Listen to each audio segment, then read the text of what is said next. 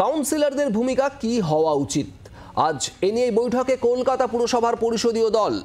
নারকেলডাঙ্গা অগ্নিকাণ্ডের পর মেয়রের সামনেই হাতাহাতিতে জড়িয়ে পড়েন স্থানীয় কাউন্সিলর সচিন সিং। থানা ঘেরাওয়ের অভিযোগ ওঠে কাউন্সিলরের বিরুদ্ধে। এরপর সচিন সিংকে শোকজ করে পুরসভার পরিষদীয় দল। সেই শোকজের উত্তর নিয়েও আজ পর্যালোচনা হওয়ার কথা। বৈঠকের ডাক দিয়েছেন পুরসভার পরিষদীয় দলের মুখ্য সচেতক বাপ্পাদিত্য দাশগুপ্ত। রক্তিমা দাস আমাদের প্রতিনিধি রয়েছেন আমাদের সঙ্গে। রক্তিমা, এই বৈঠক মূলত কি উদ্দেশ্যে, কি জানা যাচ্ছে এখনো পর্যন্ত?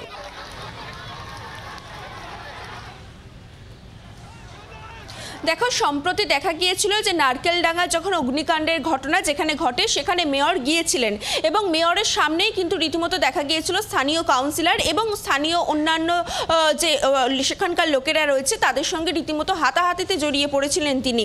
এবং শুধুমাত্র তাই নয়, দেখো তার বিরুদ্ধে অভিযোগ ছিল যে পরবর্তীকালে মেয়র চলে যাওয়ার পর তিনি থানা পর্যন্ত ঘেরাও করেন।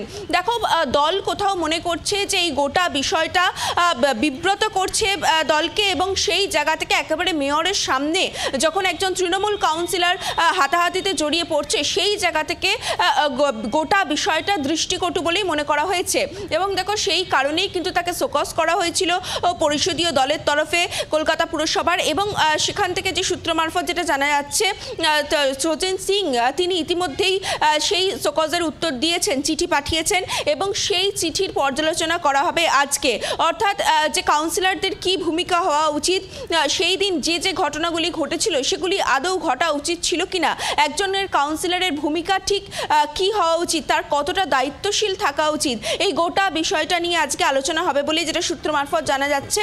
অন্যদিকে একই সঙ্গে যে ঘটনাটি ঘটেছিল তার জন্য কলকাতা পরিষদীয় দলের তরফ থেকে সচিন সিং অর্থাৎ কাউন্সিলরের বিরুদ্ধে কি পদক্ষেপ নেয় সেটাই কিন্তু এখন দেখার।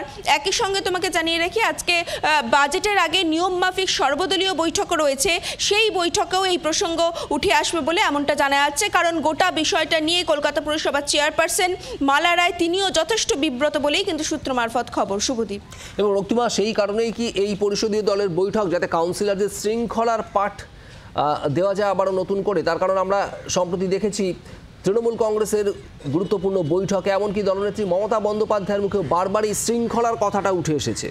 আর সেই বিষয়টা মনে করিয়ে দিতেই কি বৈঠক আজকের?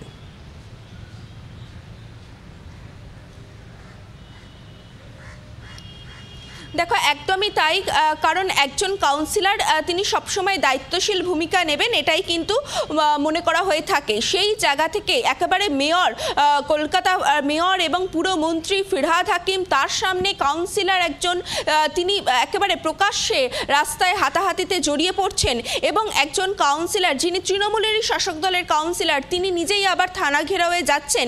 গোটা বিষয়টা কোথাও তিনি দলেরই একদম এগেনস্টে চলে যাচ্ছিলেন বলে মনে করা হচ্ছে। এবং দেখো, সেই জায়গা থেকে তার ভূমিকা কি হওয়া উচিত, প্রত্যেক কাউন্সিলরের ভূমিকা কি হওয়া উচিত, কতটা দায়িত্বশীল হওয়া উচিত, এই গোটা বিষয়টা নিয়ে কিন্তু আমরা দেখেছিলাম যে কিছুদিন আগেও কলকাতা পুরসভার যে টাউন হল রয়েছে সেখানেও কাউন্সিলরদের একটি পাঠ পড়ানোর জন্য একটা কর্মসূচি নেওয়া হয়েছিল। কিন্তু তারপরেও দেখা যাচ্ছে বেশ কিছু কাউন্সিলরদের তারা যে বিহেভিয়ার বৈঠকে ঠিক কি হয়, কি বার্তা দেওয়া হয় কাউন্সিলরদের উদ্দেশ্যে, নজর থাকবে আমাদের সেদিকে। বাংলার আওয়াজ, বাঙালির আবেগ, জি 24 ঘন্টা।